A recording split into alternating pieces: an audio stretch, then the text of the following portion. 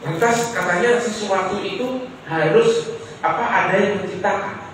Tidak mungkin ada dengan sendirinya. Kalau gitu yang ini siapa yang menciptakan? Ini alam semesta yang menciptakan Allah. Kalau yang ini siapa yang menciptakan? Anggap ada yang menciptakan ini, yang menciptakan ini. Yang ini ada lagi yang menciptakan. Yang ini ada lagi yang menciptakan. Terus begitu. Kalau begitu di dalam ilmu kalam harus ada satu zat yang wajibin wujud. Huwal awwal wal akhir, yang maha awal dan maha akhir, maha segalanya. Yang maha awal artinya tidak ada yang lebih awal dari dia. Siapa dia? Allah Subhanahu wa ta'ala yang menciptakan itu semua. Paham kan? Terlihat dari wajahnya kelihatan paham. Senang saya melihatnya. Ya. Kalau kata Habib Mustafa, kalau mulai ngang itu biasanya ada paham. Saudara Muhammad. Jadi kalau ditanya Allah di mana, Allah tidak butuh tempat. Jadi pertanyaan sudah salah dari Allah. Lalu bagaimana Isra Mi'raj? Mi'rajnya Allah, Mi'rajnya Rasulullah ke atas. Berarti Allah ada di atas. Sebagaimana yang diyakini kelompok sebelah. Saya tidak mau menyebutkan nama kelompoknya, ya. Yang penting biasanya kelompok ini meyakini Allah itu ada di atas. Allah punya tangan. Yadullah fawqa aydihim, berarti Allah punya tangan. Tangannya Allah kayak apa? Gak usah dipikir, yang penting Allah punya tangan. Ini keyakinan mereka. Salah satu keyakinan mereka, mazhab mereka, cara mereka adalah membid'ahkan kegiatan semacam ini, maulid dan lain sebagainya. Nah, lalu apa? Apakah Allah itu ada di atas? Ini Mi'rajnya Rasulullah ke atas. Nah, sebagaimana Nabi Musa setiap ingin berbincang-bincang dengan Allah, Nabi Musa pergi ke lembah yang namanya Tuwa. Ada lembah di Baitul Maqdis namanya lembah Tuwa. Yang tahu tak lembah itu apa? Lembah itu selah-selah gunung, Pak, bukit. Nah itu namanya lembah. Biasanya kalau hujan banjir. Itu lembah. Ini gunung, bukit, terus naik lagi, nah turunan naikannya itu. Nah, Nabi Musa setiap ingin berbincang-bincang dengan Allah, suruh pergi ke lembah Tua. Apakah Allah ada di lembah itu? Nah, jawabannya adalah Allah memilih tempat itu sebagai tempat berbincang-bincangnya Nabi Musa dengan Allah. Bukan berarti Allah tinggal di lembah Tua. Paham ya? Kenapa Allah memanggil Rasulullah SAW ke atas langit? Karena Allah memilih langit sebagai tempat pertemuannya dengan Rasulullah SAW. Bukan Allah tinggal bersemayam di atas arsy, di atas langit. Sampai di sini paham ya? Ya, jadi kita biar bisa jika ada kemudian problem-problem masalah akidah sedikit banyak kita bisa menjawab, atau kalau tidak bisa menjawab, yang penting kita bisa membentengi diri kita dari paham-paham yang naudzubillah bisa menyesatkan kita. Nah, lalu kubuan sebelah keluarkan dalil lagi, namanya haditsul jariyah. Haditsul jariyah ini ada satu budak perempuan, Bapak Ibu. Budak perempuan ini hadisnya sahih, hadisnya 1000% benar. Ada satu budak datang kepada Rasulullah. Kemudian ditanya sama Nabi. Rasulullah pengen tahu ini imannya bagaimana, ini agamanya apa? Dia beriman kepada siapa? Kepada berhala atau kepada Allah? Sehingga Rasulullah tanya kepada orang itu, budak itu, ya jariyah, aina Allah, di mana Allah wahai jariyah? Jariyah itu menjawab, budak itu menjawab, fis sama, Allah itu di langit ya Rasulullah. Kemudian Rasulullah menjawab, idan, kalau begitu kau beriman kepada Allah. Nah, ini hadisnya jelas sekali bahwa Allah itu di langit. Tidak Itu buktinya. Ketika Jariyah, budak itu kemudian ditanya oleh Rasulullah, dia menjawab ke atas langit, dia tunjuk tangannya ke atas langit. Itu buktinya. Coba kita kalau doa angkat tangan kemana? Ke atas. Berarti Allah di atas. Bukan Pak. Sholat kita menghadap mana? Ke Ka'bah. Allah ada di Ka'bah. Bukan. Itu sebagaimana Ka'bah adalah kiblat kita ketika sholat, as-sama langit pun menjadi kiblat kita ketika kita berdoa. Karena Allah diibaratkan yang maha tinggi. Manusia kalau tinggi dia ke atas, hanya sebagai ibarat saja, bukan Allah di atas. Lalu bagaimana hadis Jariyah tadi? Seorang budak yang ditanya oleh Rasulullah menjawab Allah ada di atas. Lalu kemudian Rasulullah mengiyakan, oh ya, kalau kau begitu kau beriman. Nah, bagaimana menjawab ini? Nah, ini pelan-pelan dengarkan telinga, biar pintar. Dengarkan. Nanti kalau nggak paham di akhir pertemuan boleh tanya. Kalau ada yang mau bertanya silakan. Bagaimana menjawab hadis itu? Jadi begini, hadis itu teksnya sama, tapi ada dua riwayat yang teksnya berbeda-beda. Konteksnya sama, teksnya berbeda-beda. Contoh, ada satu riwayat juga yang bertanyanya Rasulullah bukan aina Allah, bukan di mana Allah, bukan begitu. Hadisnya berbunyi begini, atasyhadina an la ilaha illallah, wahai Buddha, apakah kau bersaksi bahwa tiada Tuhan selain Allah dan aku utusan Allah? Ya Rasulullah, aku bersaksi bahwa tiada Tuhan selain Allah dan engkau adalah utusan Allah. Kemudian Rasulullah menjawab, kalau begitu kau beriman. Ini hadisnya sama-sama sahih. Kemudian hadis selanjutnya, banyak riwayat-riwayat yang teksnya beda-beda, tapi konteksnya sama. Kenapa yang melulu dijadikan dalil adalah hadis Jariyah tadi? Nah, ini ada udang di balik batu. Contoh, sekarang teori bumi itu datar atau bulat. Bumi itu datar atau bulat? Jawab. Bulat nih. Kalau buat sebelah nggak terima. Kenapa nggak terima? Saya ajak berpikir sedikit. Bulat itu kan seperti gini ya, blok ini. Posisi kita umpama ada di sini. Berarti bagi orang yang mengatakan Allah ada di atas, berarti posisinya Allah ada di sini. Tapi kan posisi bumi bulat. Tapi kalau posisinya orang ada di sini, berarti Allah di mana? Di bawah. Paham? Makanya kenapa mereka menolak teori bumi itu bulat? Tidak. Bumi itu datar menurut mereka. Agar pendapat atau argumen mereka itu diterima bahwa Allah ada di atas. Kalau datar kan aman, berarti semua makhluk di dunia ini posisi Allah ada di atas, sama posisinya. Paham ya? Nah, jadi bagaimana menjawab hadis ini? Al-Imam An-Nawawi di dalam syarah Sahih Muslim beliau menjawab menukil pendapat Qadhi Iyad. Saya dari awal makanya saya pastikan bahwa ini agak sedikit berat, tapi nggak apa-apa ya, tapi supaya kita ada mantap dengan keyakinan kita Ahlussunnah wal Jamaah. Jangan lagi berpindah-pindah lagi sudah.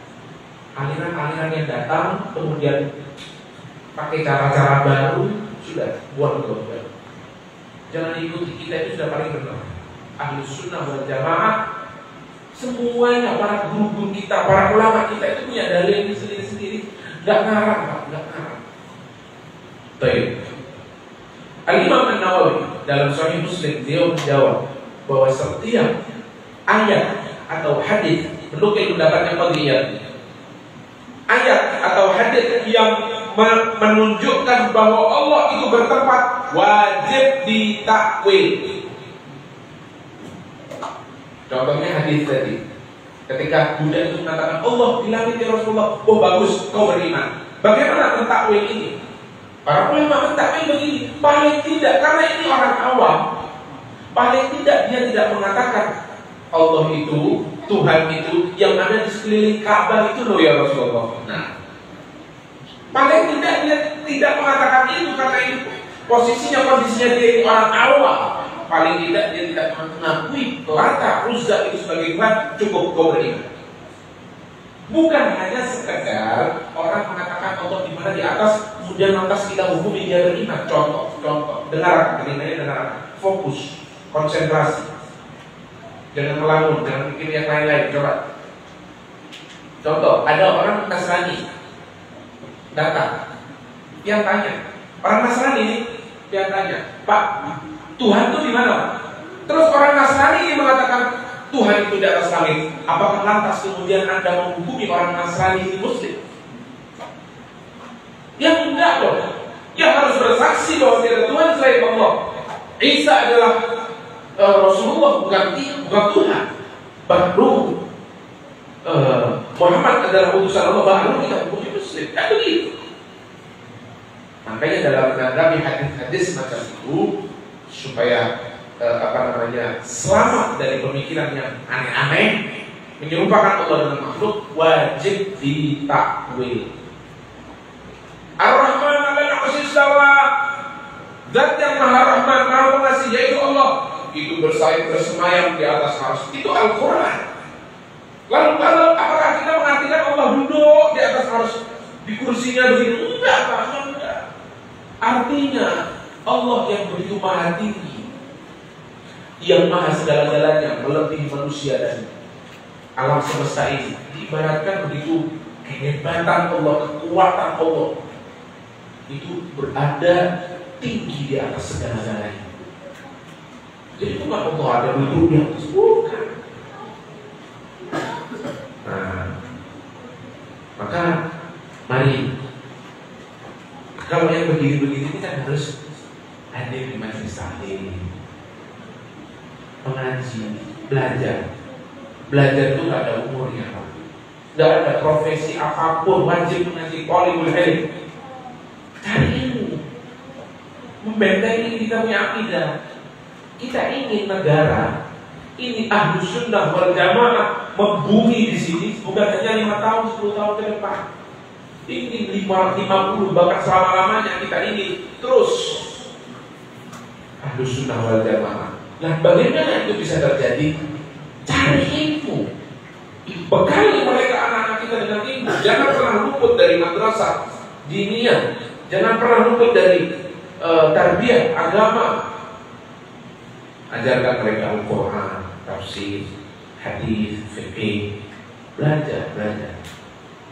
Jadi itulah yang kita harapkan. Lalu setelah Rasulullah SAW Isra, cukup sampai di sini dulu. Ya, Rasulullah SAW Isra turun, apa yang beliau bawa oleh-olehnya adalah sholat. Perbaiki sholat kita. Bagaimana cara memperbaiki sholat? Belajar. Orang sekarang ini mau carinya ilmu-ilmu yang ilmu aneh-aneh, Pak. Sholat jangan becus, cari ilmu hakikat. Cara sholat yang benar, cara berdiri yang benar bagaimana, cara membaca Fatihah yang benar bagaimana. Contoh berdiri yang benar ketika sholat, bagaimana ukuran kaki yang berdirinya itu, ukurannya bagaimana? Ukurannya sejajar dengan bahu, tidak terlalu lebar pun tidak terlalu lapang. Ini saya harus akui, Ahlus Sunnah wal Jamaah, kaum Nahdliyin itu jarang memperhatikan ini. Kebanyakan, mohon maaf, kebanyakan agak terlalu rapat begini, tidak sejajar dengan bahu. Harusnya sejajar dengan bahu, tapi juga tidak terlalu lebar, sehingga kaki kemakanan kirinya diinjak. Iya, Anda mengamalkan sunnah harus rapat. Tapi kemudian di situ ada unsur yang namanya tashwish, mengganggu kanan kiri, mengganggu kekhusyuan. Yang tadinya sunnah jadinya haram. Rapat itu yang penting, sekiranya tidak ada ruang. Rapat itu bukan cari kelingking kakinya orang. Nafsu betul kalau sudah seperti ini. Sudah minggir sedikit, dicari lagi, tidak lagi, kurang ajar. Lu bukan begitu. Yang penting seukuran bahu, tidak terlalu rapat pun tidak terlalu lebar. Bagaimana cara Fatihah yang benar? Pembacaannya, tajwidnya, huruf-huruf, hak-hak huruf harus dipenuhi. Shod yang dibaca shod, jangan dibaca sin. Hak dibaca hak, jangan alhamdulillah. Jika kemudian ada salah satu huruf Fatihah yang dikurangi, apalagi kemudian merubah makna, Fatihahnya tidak sah. Jika Fatihah tidak sah, sholatnya pun tidak sah. Banyak terjadi di kalangan kita sholat subuh, bapak-bapak, mengatur sholat jadi imam. Allahu Akbar sambil menguap. Alhamdulillahirabbil alamin, Rahmanir Rahim, Maliki yaumiddin. Ya Allah, sambil menguap. Ya Allah, ya. Ini apa ini? Jangan dilanjutkan, ulangi. Bacaan ayat yang kemudian Anda baca dengan keadaan menguap, ulangi. Jangan, tidak harus mengulang dari awal. Jangan diteruskan. Lah kalau maksudnya itu apa artinya? Merubah makna. Ini yang banyak kita tidak sadar nih. Habib, kayaknya saya sering obok sholatmu. Kayaknya kok kalau ini yang rentan di sholat subuh karena mengantuk, setengah kuat mata sudah enggak. Nah, baca Fatihah bagaimana? Yang begini-begini aja nggak ngerti. Kok mau cari hakikat, marifat, seperti yang supaya dilihat orang lain kelas berat, bumul namanya, bukan kelas berat, bumul. Itu yang harus diperhatikan, cara takbir, sunnah-sunnah sholat dan lain sebagainya. Itu yang harus kita pelajari dulu.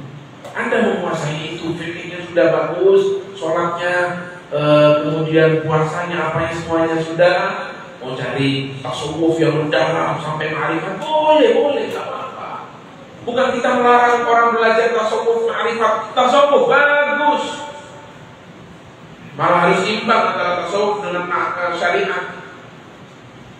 Harus imbang, tidak boleh syariat, tidak belajar tasawuf secara membenahi hati, membersihkan hati, menangkal hati. Harus belajar yang kedua. Jadi itu yang harus kita perhatikan. Makanya belajar. Untuk apa ini? Generasi kita ini menjadi benteng Ahlus Sunnah wal Jamaah, garda terdepan. Jadi pada aliran-aliran yang begitu, selama mereka tidak vokal, bid'ah, syirik, dolalah, finnar, rakah, biarkan. Ada orang kemudian aliran sudah tidak mau maulid, sudah biarkan. Enak makanan nggak habis, nggak bisa habisin makanan kali. Nggak mau tahlil, nggak mau selamatan, nggak mau, biarkan. Selama Anda tidak vokal mengajarkan kepada orang-orang sekitar bahwa ini bid'ah, syirik, kufur, bebas, itu keyakinan. Tapi kalau kemudian berani membid'ahkan, ayolah yang sadar diri, kita ini mayoritas. Yang minoritas harus mengerti lah. Jangan ganggu mayoritas. Apalagi yang diganggu ini ajaran yang memiliki dalil yang jelas. Maulid. Nih, saya mau kasih tahu. Ini kalau mau dibahas panjang itu sampai subuh, saya sebenarnya mampu aja Pak kalau ada kopinya ya. Kalau tidak ada wadai-wadai nggak apa ya. Oke, saya singkat aja. Jangan. Gini ya, bid'ah singkat saja. Nanti kalau mau yang lebih panjang, bikin seminar terbuka, ilmiah, datangkan narasumber yang dari buat saya siap aja. Itu makanan saya setiap hari misalnya. Jadi gini, singkat saja. Bid'ah itu apa sih? Bid'ah itu perkara yang baru, yang tidak diajarkan Nabi, tidak dicontohkan Nabi. Maulid tidak diajarkan Nabi. tidak dicontohkan Nabi. Selamatan seperti ini, merayakan Isra Mi'raj, yang tidak diajarkan Nabi, memang. Tapi bagaimana hukum-hukum bid'ah? Bid'ah itu ada dua, bid'ah yang hasanah dan bid'ah yang sayyi'ah.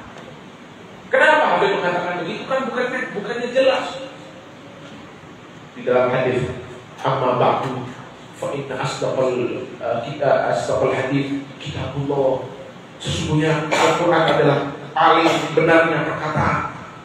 Wa syarrul umuri muhdatsatuha wa kullu muhdatsatin bid'ah wa kullu bid'atin dhalalah wa kullu dhalalatin finnar wa kullu dhalalatin finnar wa kullu dhalalatin finnar. Itu ada dalilnya dari dulu. Setiap hal yang baru itu bid'ah, setiap bid'ah itu dhalalah, dan setiap yang dhalalah itu di neraka tempatnya. Dari zamannya Nabi Adam sampai nanti itu aja dalilnya. Bukan saya nggak hafal, apa para guru, para habaib, para ulama kita ngerti hadis itu, riwayat Muslim dari Jabir. Tahu hadisnya sahih, tapi jangan cukup sampai di situ baca hadis itu. Dalam hadis yang lain, Rasulullah SAW bersabda, jam 10 ini sudah, hampir subuh nih sudah ada di sini. Ada, iya. Tapi kalau mau stop, saya stop. Stop, ada satu aja mau stop, saya stop. Stop atau lanjut? Nanti itu di belakang ada yang ngomong stop. Lanjut, ada. Begayaan aja kalian. Tapi bujuran. Oke. Sampai mana nih? Iya, setiap yang para ulama tahu hadis itu. Coba lihat hadis Nabi Muhammad riwayat Aisyah Ummul Mukminin.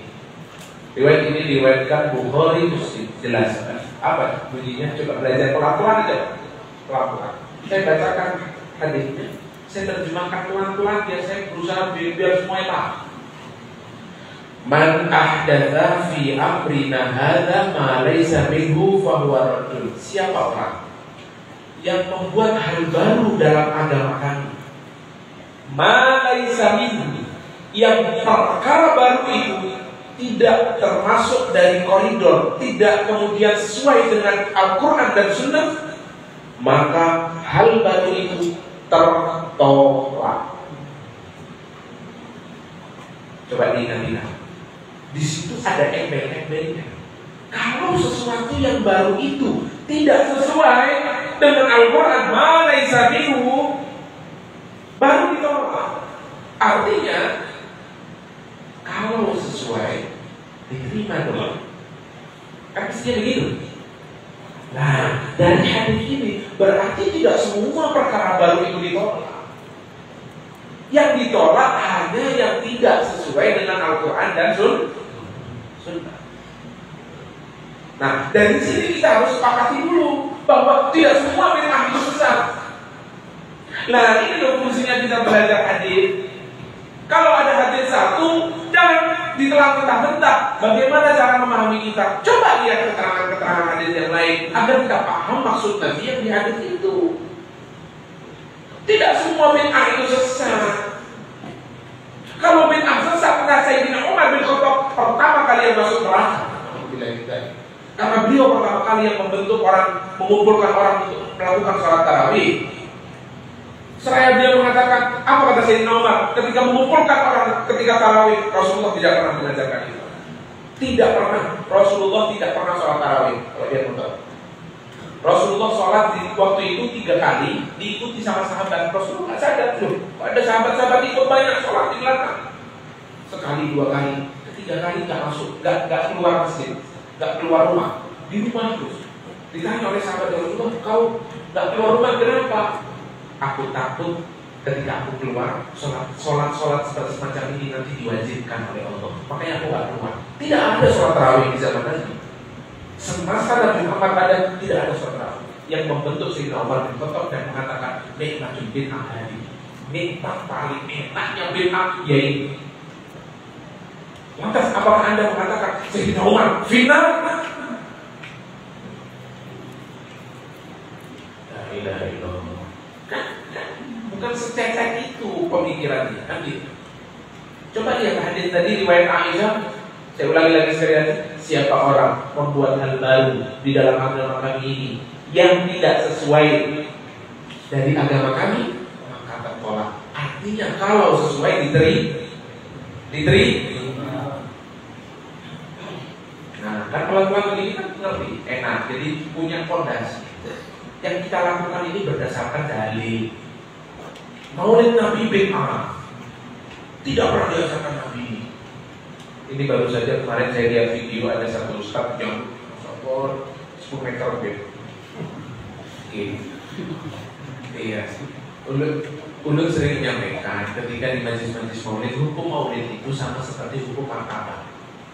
Martabak itu unsurnya apa? Ada telur, ada daging, ada tepung. Tepung ada. Iya, ada tepung, ada bawang ini segala macam. Daging, telur, halal, ini semua halal, jadi satu, jadi martabak. Hukum martabak ada. Subhanallah, ada di video-video di media sosial. Kalau cara menjawabnya begitu katanya, maka hukum khamr itu halal. Kenapa halal? Dari unsur-unsur yang halal. Khamr itu dari apa? Anggur, dari ini, kemudian diracik, difermentasi jadi haram. Beda.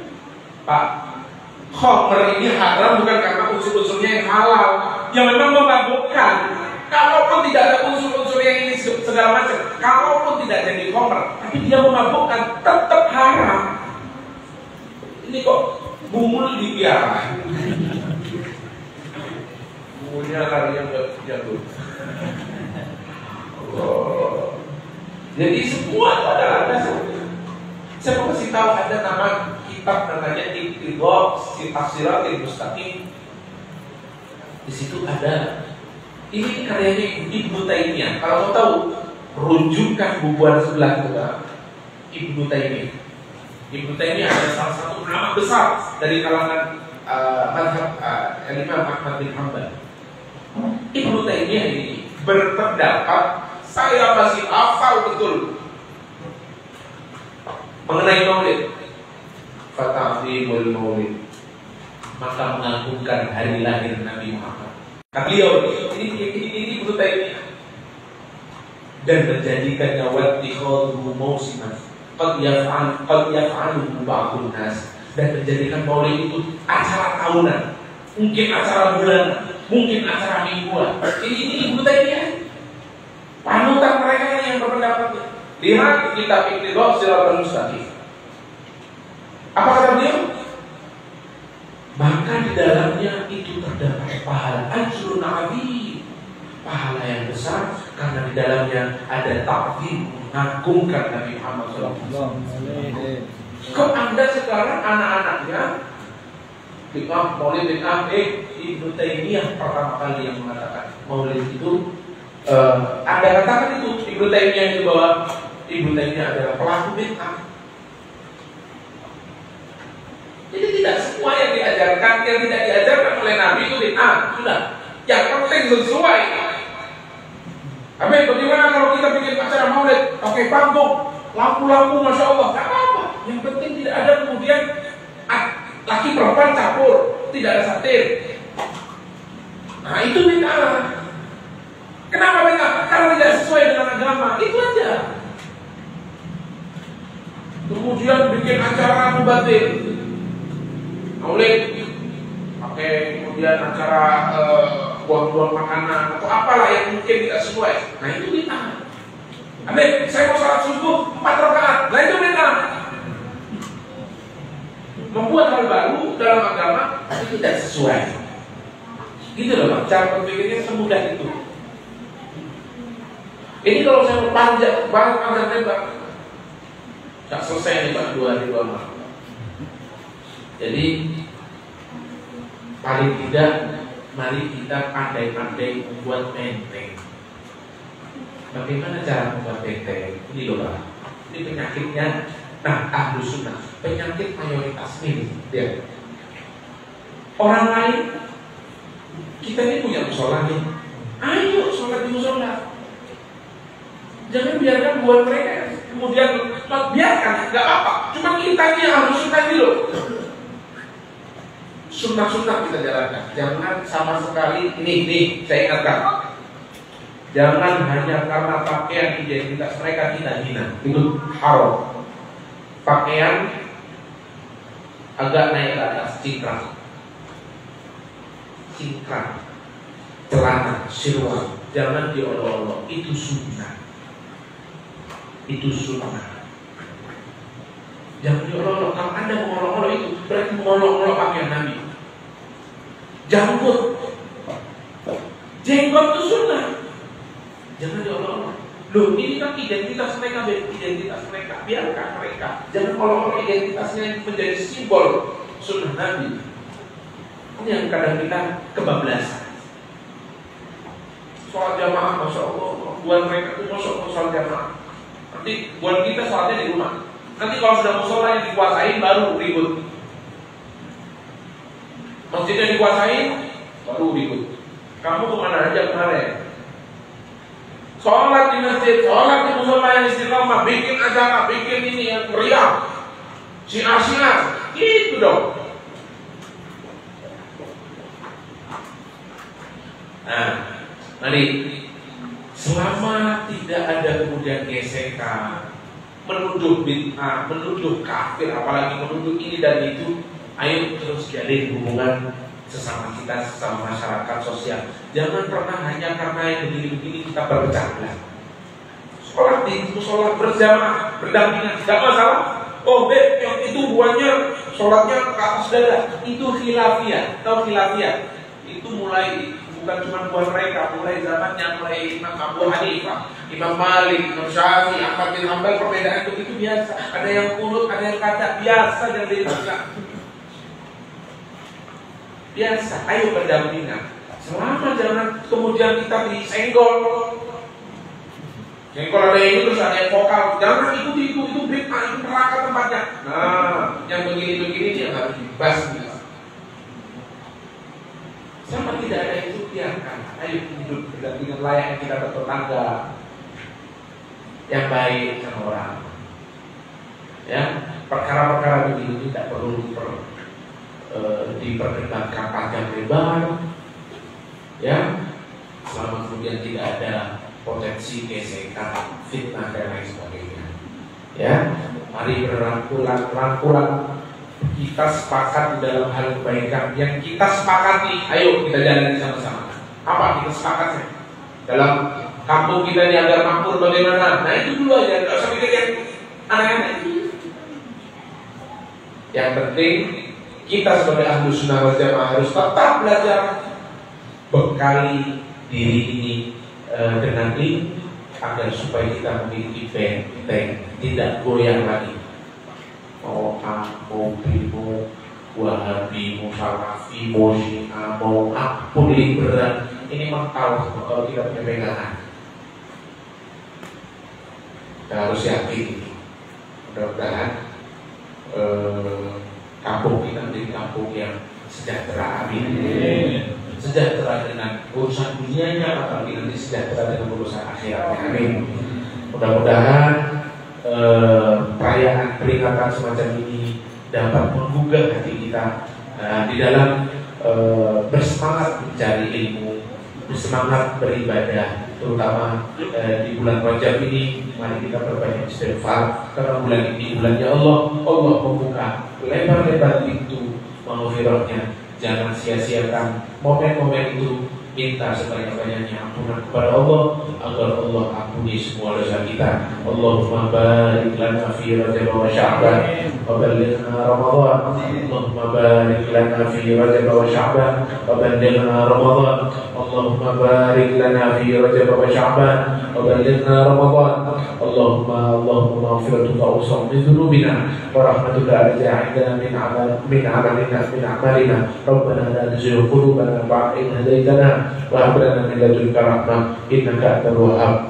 رب اغفر لنا ولوالدينا وارحمهم كما ربونا صغارا ربنا آتنا في الدنيا حسنة وفي الآخرة حسنة وقنا عذاب النار اللهم ارحم جمعنا هذا الجمع مرحوما وتفرقنا من بعده تفرقا معصوما ولا تجعل فينا ولا معنا ولا عنا شقيا ولا محروما اللهم يا محول الحال والأحوال حول حالنا إلى أحسن الحال بجاه سيدنا محمد مولى بلال وآله وأصحابه خير سلم وآل على هذه النية وبالنية صالحة جامعة شاملة من خيرات الدنيا والآخرة الفاتحة. أعوذ بالله من الشيطان الرجيم. بسم الله الرحمن الرحيم مالك يوم الدين إياك نعبد وإياك نستعين اهدنا الصراط المستقيم صراط الذين أنعمت عليهم غير المغضوب عليهم ولا الضالين. Ada kurang lebihnya saya mohon maaf sebesar-besarnya ada kata yang tidak pantas menyinggung. Mohon dimaafkan, mohon dimintakan itu maaf. Mudah-mudahan bermanfaat untuk semua, untuk saya pribadi insyaallah. Assalamualaikum warahmatullahi wabarakatuh.